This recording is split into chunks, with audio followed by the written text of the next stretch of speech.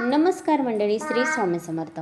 रोज आपण घरामध्ये देवपूजा करत असतो. देवपूजा करण्याआधी या काही नियमांचं पालन आपल्याला करायचं आहे. मगच आपण केलेले सेवेचं फळ किंवा आपण केलेले देवपूजेचं फळ आपल्याला मिळणार आहे.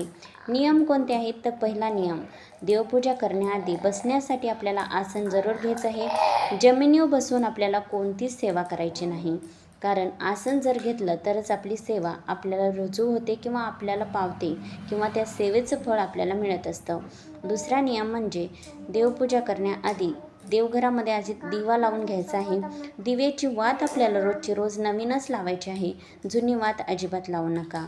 तिसरा नियम म्हणजे घंटी वाजवूनच आपल्याला देवाची मूर्ती उचलायची आहे व डाव्या हातामध्ये मूर्ती धरून उजव्या हाताने पाणी टाकून आपल्याला मूर्ती स्वच्छ धुवून घ्यायची आहे. एका पाण्यामध्ये सर्व देव आपल्याला धुवायचे नाही किंवा एकत्र ठेवून सर्व देवतावर पाणी आपल्याला ओतायचे नाही. एका हातामध्ये मूर्ती धरा व एका हाताने पाणी ओतून स्वच्छ मूर्ती धुवून कोरडी करायची आहे व नंतरच आपल्याला ती देवघरामध्ये स्थापन करायची आहे. पुरुष देवतांना चंदन किंवा अष्टगंध तुम्ही लावू शकता. तसे स्त्री देवता असेल तर तिला हळद कुंकू लावून आपल्याला मूर्ती स्थापन करायची आहे. धूपदीप आपल्याला दाखवून घ्यायचा आहे व नंतर नैवेद्य आपल्याला रोज देवघरामध्ये दाखवायचाच आहे.